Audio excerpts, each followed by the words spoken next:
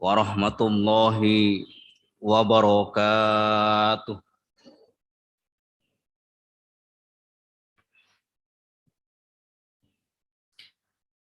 Alhamdulillahi rabbil alamin. Alhamdulillahilladzi hadana lihaza wa ma kunna linahtadiya laula an hadanallah. Allahumma asbahna ala fitratil Islam wa kalimatil ikhlas wa ala dini nabiyyina Muhammadin sallallahu alaihi wasallama wa ala millati abina Ibrahim hanifan wa ma kana minal musyrikin. Salatan wa salaman daimaini mutalazimaini ala habibinal Mustafa Muhammadin sallallahu alaihi wasallama wa ala alihi wa ashabihi wa man tabi'ahum bi ihsanin ila yaumiddin. Yaqulullahu tabaraka wa ta'ala fi kitabihil karim wa huwa asdaqul qailin. A'udzu billahi minasyaitonir rajim. Wal takum minkum ummatun yad'una ilal khair wa ya'muruna bil ma'ruf wa yanhauna 'anil munkar wa ulaika humul muflihun.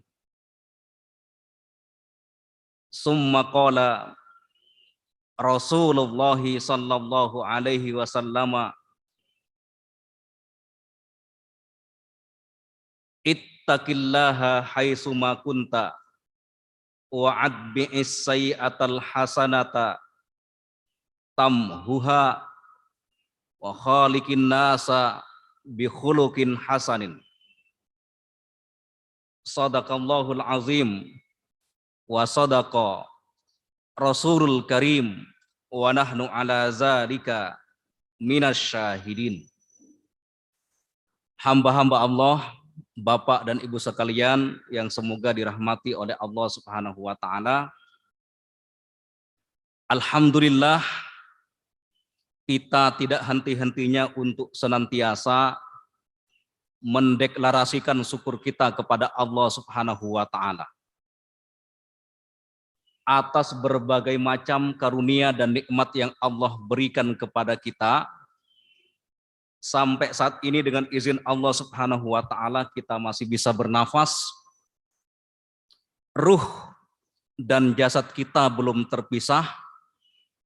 Itu artinya Allah memberikan kesempatan hidup kepada kita, yang dengan kesempatan hidup itu agar kita gunakan untuk melipat gandakan amal-amal kebaikan kita, yang dengan kesempatan hidup yang Allah berikan kepada kita agar kita semuanya termotivasi, terdorong untuk berlomba-lomba mempersembahkan amal-amal yang terbaik untuk Allah Subhanahu wa taala. Di dalam sebuah ayatnya Allah Subhanahu wa taala mengingatkan kita, allazi khalaqal mauta wal hayata. Allah menciptakan siklus kematian dan kehidupan. Liyabluwakum, untuk menguji kalian semuanya, untuk menguji kita semuanya sebagai orang-orang yang beriman, yang dengan ujian itu tujuannya, orientasinya agar kita semuanya terdorong untuk mempersembahkan ahsanu amala, amal yang terbaik.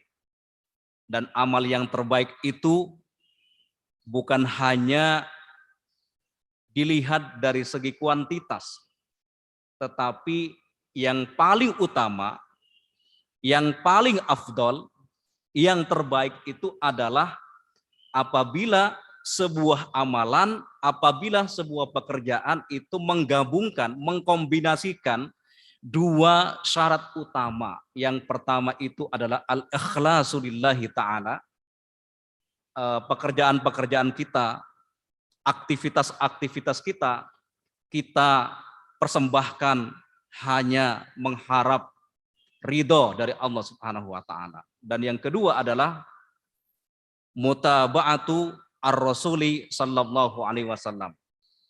Amalan-amalan yang kita lakukan, ucapan-ucapan yang kita lakukan, di samping kita lakukan dalam rangka beribadah kepada Allah Subhanahu wa taala, tetapi ada syarat yang kedua. Amalan tersebut, ucapan tersebut harus sesuai dengan ajaran Islam, sesuai dengan petunjuk Al-Qur'an dan sunnah Rasulullah sallallahu alaihi wasallam. Jamaah sekalian yang dirahmati oleh Allah Subhanahu wa taala, dalam kehidupan seorang muslim, dalam kehidupan seorang mukmin, menjadi sesuatu yang aksiomatik, menjadi sebuah keniscayaan bahwa hidup kita di dunia ini yang sangat sebentar ini harus ada prinsip yang harus kita pegang. Harus ada sebuah kaedah hidup yang mesti dijadikan pegangan oleh setiap orang yang beriman kepada Allah Subhanahu wa taala. Kaedah hidup itu adalah al-istibaq bil khairat. Yaitu kita harus punya obsesi, punya cita-cita besar untuk selalu berlomba-lomba, bersegera melakukan berbagai macam kebaikan. Kenapa kita harus berlomba, berpacu, bergegas dalam melakukan berbagai macam kebaikan? Karena jamaah sekalian yang dirahmati oleh Allah Subhanahu wa taala, tidak ada garansi bagi kita, tidak ada jaminan bagi kita. Hidup kita ini tidak ada jaminan kapan kita ini akan menuju alam berikutnya. Kita tidak ada ilmu pengetahuan, tidak punya ilmu bagaimana melacak kapan kita akan meninggal dunia.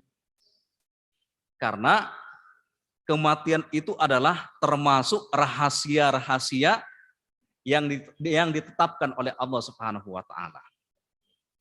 Karena kita meyakini bahwa hidup ini hanya sebentar di dunia, karena kita meyakini bahwa di dunia ini hanya transit untuk menuju alam barzah, oleh karenanya menjadi aksiomatik, menjadi sebuah keniscayaan, menjadi sebuah kewajiban bagi kita untuk memiliki prinsip dan kita praktekkan, kita realisasikan dalam kehidupan ini, yaitu al-istibaq fil khairat.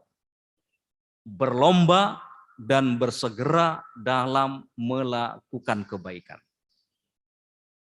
Allah Subhanahu wa taala berfirman dalam surat Al-Baqarah ayat 148. A'udzubillahi minasyaitonirrajim.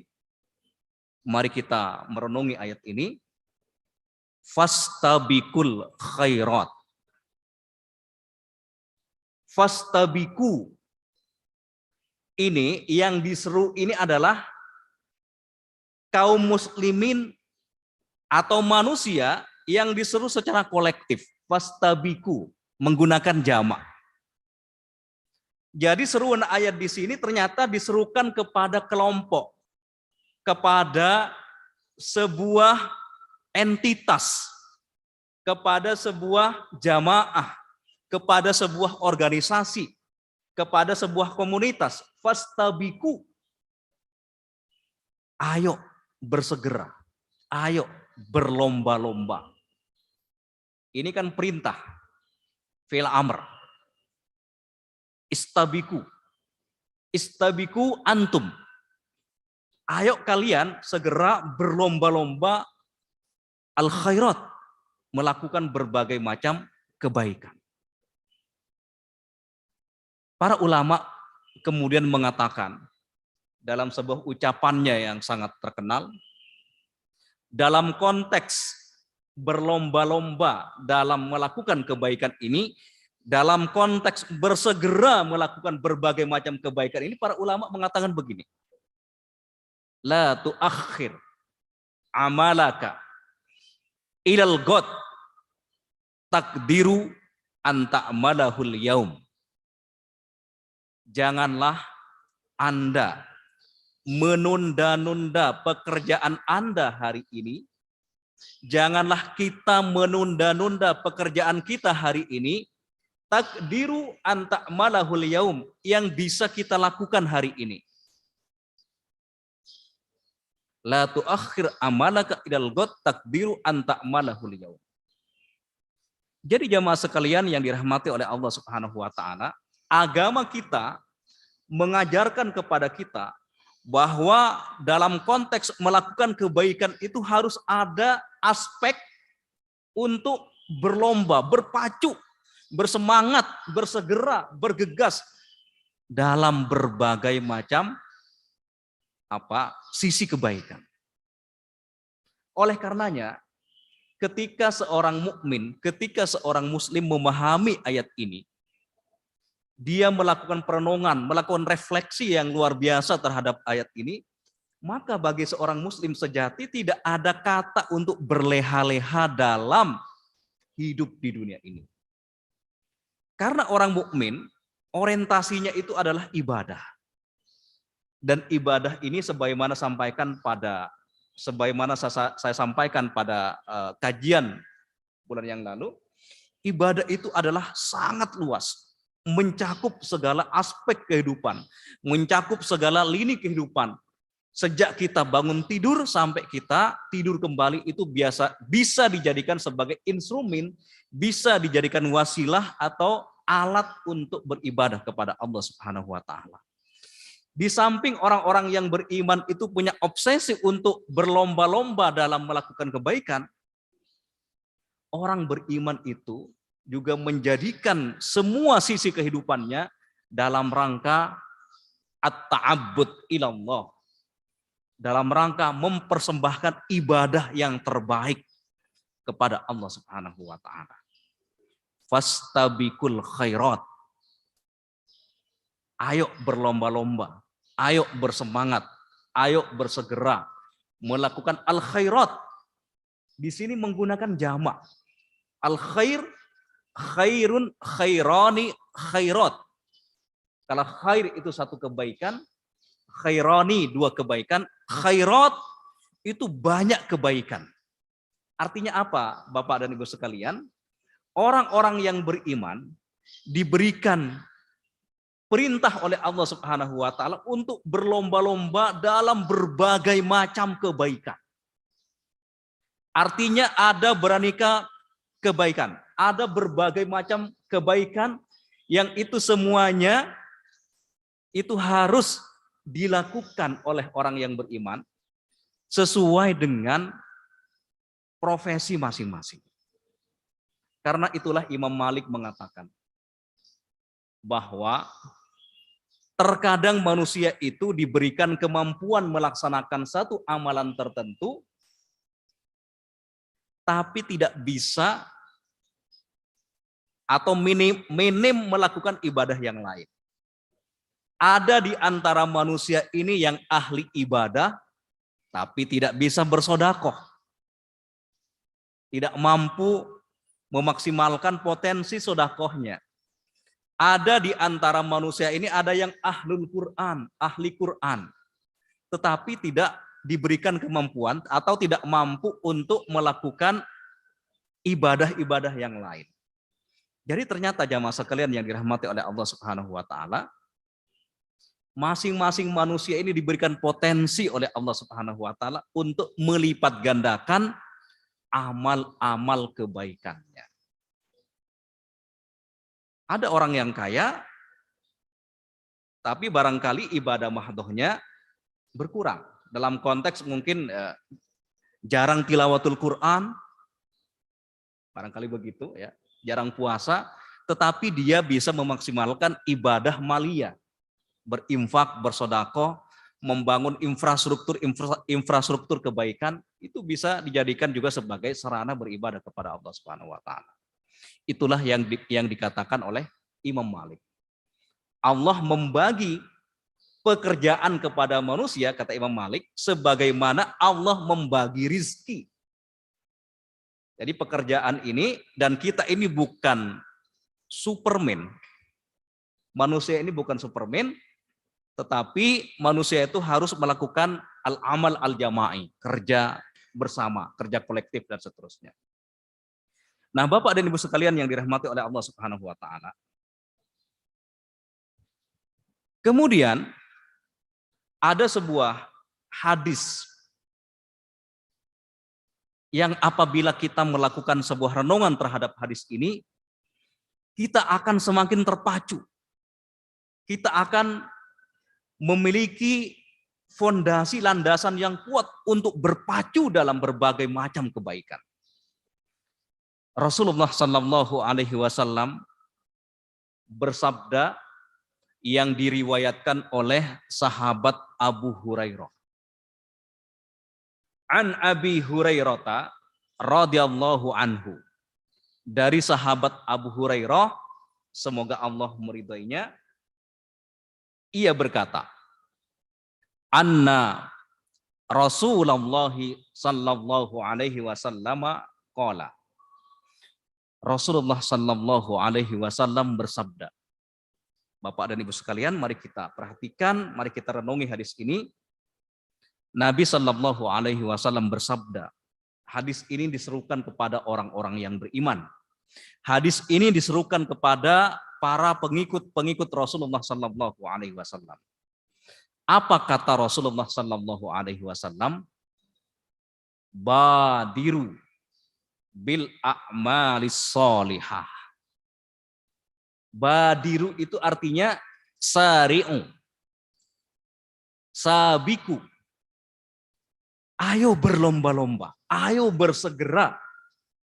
Badiru, ayo segera tancap gas bil a'malis sholihah, untuk melakukan amal-amal soleh. Kenapa Rasulullah Sallallahu Alaihi Wasallam menganjurkan umatnya untuk berpacu melakukan berbagai macam kebaikan dan berbagai macam amal soleh? Karena jamaah sekalian yang dirahmati oleh Allah Subhanahu wa taala, Nabi menjelaskan dalam sabdanya yang lain bahwa manusia ini harus berpacu dan bergegas melakukan berbagai macam kebaikan sebelum adanya tantangan-tantangan dan rintangan. Karena siapapun kita jamaah sekalian yang dirahmati oleh Allah Subhanahu wa taala, pasti suatu saat kita akan mendapatkan tantangan dan rintangan. Oleh karenanya, sebelum datang tantangan, sebelum datang penghalang-penghalang untuk melakukan kebaikan, Nabi dalam sabdanya yang lain mengatakan, Irtanim khamsan qabla khamsin. Wahai orang-orang yang beriman, gunakanlah 5 perkara sebelum datang 5 perkara. Gunakanlah 5 kesempatan sebelum datang 5 penghalang-penghalang kepada kalian. Kata Rasulullah Sallallahu Alaihi Wasallam, syababaka qabla haromika. Hadis ini sering kita mendengarnya, tapi jamaah sekalian tidak ada salahnya bagi kita untuk kita renungi terus. Syababaka qabla haramika. Masa muda kita sebelum datang masa tua. Wasihataka qabla sakomika. Masa-masa sehat kita sebelum datang masa sakit. Apalagi jamaah sekalian yang dirahmati oleh Allah Subhanahu wa taala, kalau masa sehat ini kita korelasikan, kita hubungkan dengan realita hari ini, betapa sejak 2 tahun terakhir ini kita begitu akrab dengan sakit. Sejak munculnya pandemi, kita terbiasa dengan kalimat sakit, kata sakit. Ini artinya jamaah sekalian yang dirahmati oleh Allah Subhanahu wa taala, sebelum datang masa sakit, sebelum kita terbaring lemas, sebelum kita sebelum badan kita terasa lelah dan capek, ayo kita gunakan waktu kita sebaik-baiknya untuk melipat gandakan amal-amal kebaikan kita. Kemudian Nabi juga mengingatkan waginaka qabla fakrika. Masa kayamu, masa kaya kita sebelum datang masa miskin. Itu artinya jamaah sekalian, manusia ini kan makhluk yang lemah. Boleh jadi sekarang ini diberikan aset-aset yang banyak oleh Allah Subhanahu wa taala, tetapi bisa jadi dia bangkrut kemudian hari. Kita tidak bisa memprediksi. Tetapi misalkan dengan kita mentelaah pandemi ini, betapa banyak orang yang awalnya berada di atas secara ekonomi tiba-tiba miskin. Bahkan pandemi ini menciptakan orang-orang miskin baru. Yang awalnya kelas menengah kemudian menjadi kelas bawah. Ini kita bisa ambil pelajaran bahwa siapapun kita yang namanya manusia itu berpotensi mengalami kebangkrutan. Waginaka qabla fakrika. Masa kaya kita sebelum datang masa miskin.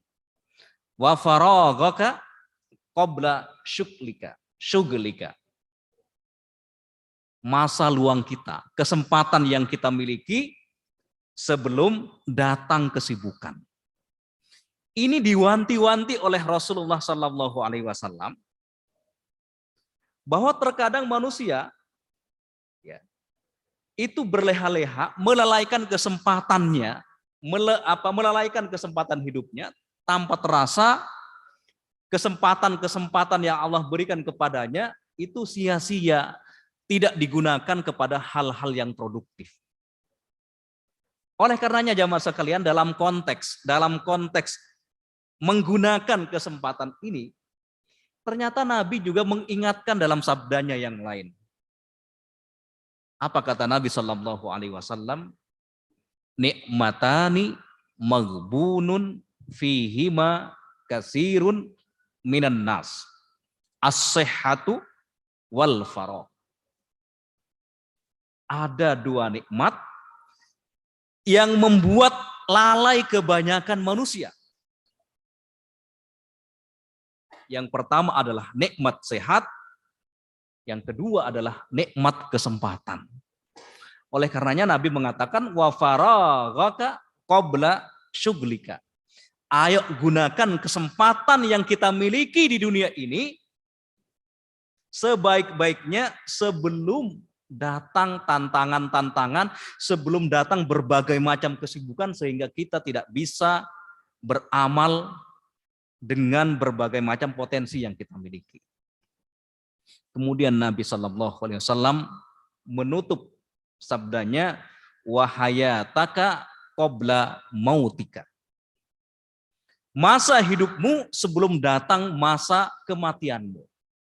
Oleh karenanya jamaah sekalian yang dirahmati oleh Allah Subhanahu wa taala, 5 kesempatan ini harus kita gunakan sebaik-baiknya yang sebagaimana diungkapkan oleh Rasulullah Sallallahu Alaihi Wasallam, badiru bil a'malis sholihah. Ayo bersegera, ayo bergegas melakukan amal-amal soleh. Di samping 5 potensi tadi, di samping 5 kesempatan yang harus kita gunakan tadi, Nabi juga menjelaskan karena akan ada suatu masa yang menyebabkan manusia itu tidak bisa membedakan antara hak dengan yang batil. Manusia saat itu kata Nabi mendapatkan ujian yang sangat besar. Mendapatkan fitnah yang sangat besar. Mereka seperti berada pada kegelapan malam yang tidak ada lampu, tidak ada cahaya. Mereka untuk mendapatkan petunjuk itu, mendapatkan lorong-lorong yang yang ada lampunya, yang ada cahaya, mereka itu hanya meraba-raba. Oleh karenanya Nabi mengibaratkan masa itu dengan ungkapan begini. Fasatakunu fitanun kakito'il laili al-muzlim. Wahai orang-orang yang beriman, ayo kalian bersegera melakukan berbagai macam kebaikan sebelum datang kepada kalian masa-masa fitnah. Di sini menggunakan jamak, fasatakunu fitanun. Karena kalian akan mengalami, akan mendapatkan masa-masa fitnah.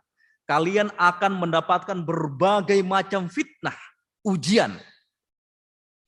Ujian itu diibaratkan oleh Rasulullah Sallallahu Alaihi Wasallam kakito'il laili al-muzlim. Seperti malam yang gelap gulita yang tidak ada lampu. Bahkan pada masa ini kata Rasulullah Sallallahu Alaihi Wasallam dalam hadis yang lain, orang melakukan kesalahan bahkan melakukan syirik kecil. Syirik kecil itu mereka tidak sadar. Diibaratkan seperti semut hitam yang berada di atas batu hitam pada kegelapan malam. Itu betapa beratnya fitnah, ujian-ujian yang dihadapi oleh orang-orang yang beriman. Bahkan dalam hadis yang lain Rasulullah Sallallahu Alaihi Wasallam menjelaskan, ya'ti 'alan nas zamanun, akan datang suatu masa kepada kalian wahai orang-orang yang beriman. Akan datang suatu masa kepada kalian wahai orang-orang yang beriman, as-sabir fihim ala dinihi kal qabid alal jamri. Akan datang suatu masa yang mana di masa itu orang-orang yang berpegang teguh kepada agamanya, yang konsisten, yang istiqomah kepada agamanya, kal qabid alal jamri, seperti seseorang yang memegang bara api. Ini gambaran, ini tamsil yang luar biasa dari Rasulullah Sallallahu Alaihi Wasallam yang menggambarkan bahwa kita yang hidup di akhir zaman ini, bahwa kita yang hidup jauh dari Rasulullah Sallallahu Alaihi Wasallam itu akan menghadapi tantangan-tantangan yang luar biasa. Tetapi kita juga di sisi yang lain kita juga mendapatkan kabar gembira dari Rasulullah Sallallahu Alaihi Wasallam ketika kita konsisten dengan ajaran agama, ketika kita konsisten dengan ajaran Al-Quran dan Sunnah Rasulullah Sallallahu Alaihi Wasallam, saat itulah kita juga mendapatkan potensi menjadi makhluk Allah yang terbaik. Suatu ketika Rasulullah Sallallahu Alaihi Wasallam berkumpul dengan sahabatnya. Ketika Nabi Shallallahu Alaihi Wasallam berkumpul dengan para sahabatnya, Nabi bertanya kepada para sahabat, wahai sahabat-sahabatku, man huwa khairu khalqillah, siapakah makhluk Allah yang terbaik? Para sahabat saat itu menjawab, al-malaikah. Sahabat mengatakan, wahai Rasul, tentu makhluk Allah yang terbaik itu malaikat. Kata Nabi apa? Bukan malaikat makhluk Allah yang terbaik. Karena kalau malaikat itu menjadi makhluk Allah yang terbaik itu wajar. Karena mereka diciptakan dari cahaya, mereka tidak punya hawa nafsu. Mereka senantiasa bertasbih, bersujud kepada Allah Subhanahu wa taala. Kemudian Nabi bertanya lagi kepada sahabatnya, kalau bukan malaikat, siapakah makhluk Allah yang terbaik? Sahabat menjawab, al-anbiya'u war rusul. Para nabi dan rasul. Bukan itu kata Nabi. Bukan itu yang saya maksud. Kalau para nabi dan rasul itu menjadi makhluk Allah yang terbaik, itu sesuatu yang wajar karena mereka mereka itu mendapatkan wahyu, mendapatkan bimbingan dari Allah Subhanahu wa taala, mereka maksum dari berbagai macam kesalahan. Jadi wajar kalau para nabi dan rasul itu menjadi makhluk Allah yang terbaik. Bukan itu yang saya maksud kata Nabi. Kemudian salah seorang sahabat itu ada yang menjawab, wahai Rasul, kalau bukan malaikat, kalau bukan para nabi dan rasul makhluk Allah yang terbaik, izan nahnu ya Rasulullah. Kami inilah adalah makhluk Allah yang terbaik. Tapi Nabi lagi-lagi mengatakan, bukan kalian. Wahai sahabat-sahabatku, kalau kalian menjadi makhluk Allah yang terbaik, menjadi generasi yang terbaik, itu wajar. Kenapa? Karena kalian hari-hari kalian itu selalu bersama aku. Setiap kalian mendapatkan berbagai macam problematika, setiap kalian mendapatkan berbagai macam masalah, kalian langsung mengadu kepada aku. Sehingga kalian tetap konsisten dengan ajaran yang saya sampaikan kepada kalian, kata Rasulullah SAW. Kemudian akhirnya para sahabat itu menyerah. Kalau begitu wahai Rasul, siapakah makhluk Allah yang terbaik? Nabi mengatakan begini, makhluk Allah yang terbaik itu adalah unasun ya'ishuna mim ba'di. Orang-orang yang hidup setelahku. Orang-orang yang hidup di akhir zaman, mereka tidak pernah bertemu dengan aku, mereka tidak pernah berkonsultasi dengan aku, mereka tidak pernah bermakmum kepadaku. Walakinnahum tamassaku bisunnati. Akan tetapi orang-orang yang hidup setelahku itu, akan tetapi orang-orang yang hidup di akhir zaman itu, tamassaku bisunnati. Mereka konsisten berpegang kepada sunnahku, kata Rasulullah SAW.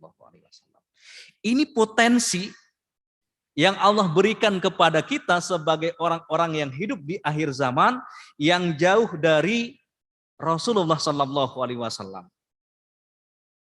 Kita tidak pernah menyaksikan Nabi, kita tidak pernah bertemu dengan Rasul, kita tidak pernah meminta fatwa langsung kepada Nabi. Tapi alhamdulillah Allah memberikan kenikmatan yang luar biasa, yaitu keimanan. Kita bisa beriman dan berislam, ini adalah karunia yang sangat luar biasa, yang tidak semua manusia diberikan kenikmatan yang besar seperti kita ini. Oleh karenanya Nabi SAW mengatakan, badiru bil a'malis sholihah. Ayo bergegas, ayo bersemangat melakukan amal-amal soleh, karena kalian akan mendapatkan fitnah, akan mendapati ujian-ujian yang sangat berat. Ujian itu bagaikan malam yang sangat gelap gulita. Betapa beratnya ujian, sehingga Nabi SAW mengatakan, yusbihur rajulu mu'minan wa yumsi kafiran. Ada seorang mukmin di pagi harinya, ada seseorang yang di pagi harinya beriman. Dari saking beratnya fitnah dan ujian yang dihadapinya, sorenya menjadi kafir. Wa yumsi mu'minan wa yusbihu kafiron.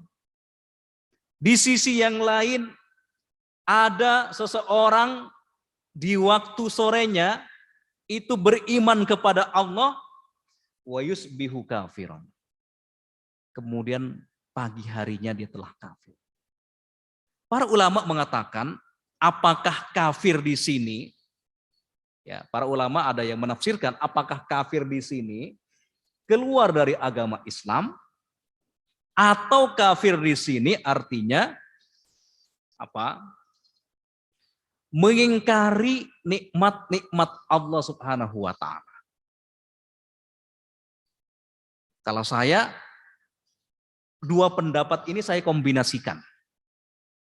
Ada di antara manusia dari saking beratnya menghadapi berbagai macam ujian sehingga mereka mengingkari nikmat-nikmat yang Allah berikan kepada mereka.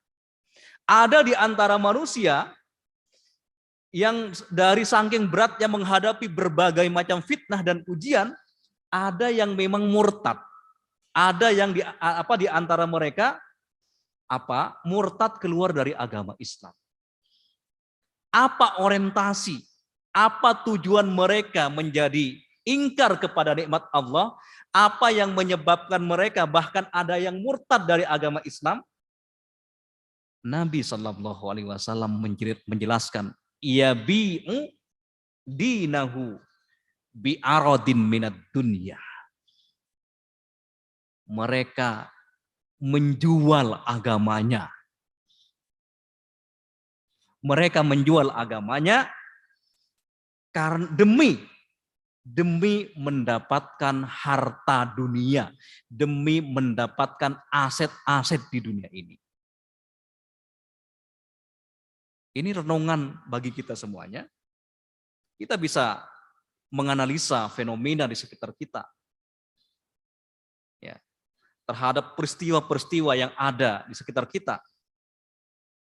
Betapa beratnya fitnah-fitnah, ujian-ujian yang dihadapi oleh orang-orang yang beriman.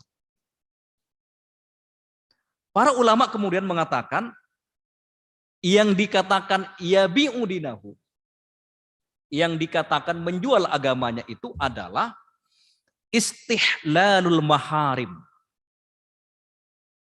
Menghalalkan segala sesuatu yang diharamkan oleh Allah Subhanahu wa taala. Memberikan fatwa, memberikan legalitas terhadap suatu masalah yang haram, diberikan legalitas, diberikan stempel bahwa perkara itu adalah halal. Istihlalul maharim. Padahal Nabi Shallallahu Alaihi Wasallam menjelaskan dalam hadisnya yang lain, innal halala bayyinun. Yang halal itu jelas. Wa innal harama bayyinun.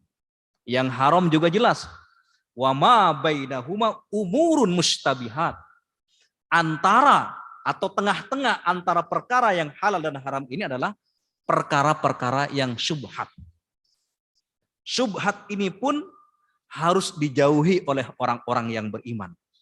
Karena ketika kita bisa menjauhi subhat, insya Allah kita akan bisa menjauhi segala sesuatu yang diharamkan oleh Allah Subhanahu wa taala. Tetapi kalau kita bermain-main dalam wilayah atau domain yang subhat, seringkali kita terjebak, terpreset, terperosok kepada sesuatu yang haram. Bapak dan Ibu sekalian yang dirahmati oleh Allah Subhanahu wa taala. Barangkali itu yang bisa saya sampaikan. Semoga dengan merenungi ayat dan hadis ini kita bergegas. Kita memiliki semangat untuk melakukan berbagai macam amal kebaikan, bukan hanya amalan-amalan biasa, tetapi orang beriman itu harus punya planning, punya agenda yang jelas. Hidupnya itu harus ada petanya, harus ada arahnya. Jangan sampai seperti air yang mengalir. Tetapi kita sebagai orang yang beriman itu harus wal tanzur nafsum ma qaddamat ligot. Harus melakukan evaluasi terhadap segala sesuatu yang kita lakukan agar kita bisa melakukan perbaikan ligot. Kita bisa melakukan islah, kita bisa melakukan perbaikan, baik untuk dunia kita maupun akhirat kita. Orang yang beriman itu tidak boleh berleha-leha kalau kita mengikuti ajaran Islam. Sehingga jamaah sekalian yang dirahmati oleh Allah Subhanahu wa taala, kalau kita merealisasikan, kalau kita mengamalkan ajaran Islam, insya Allah Islam ini akan menjadi pemimpin peradaban. Tetapi yang menyebabkan kita ini menjadi umat yang terbelakang dalam hal teknologi dan seterusnya, dalam hal urusan-urusan dunia, yang mestinya seorang muslim itu menggenggam semua itu. Urusan-urusan dunia ini harus digenggam oleh orang-orang yang soleh. Kita tidak boleh mendikotomikan, memisahkan antara dunia dengan akhirat. Tetapi yang membedakan kita dengan orang-orang yang tidak beriman adalah semua dunia yang kita genggam, semua aset-aset yang kita genggam itu kita gunakan sebaik-baiknya untuk memberikan kemaslahatan dan kemanfaatan kepada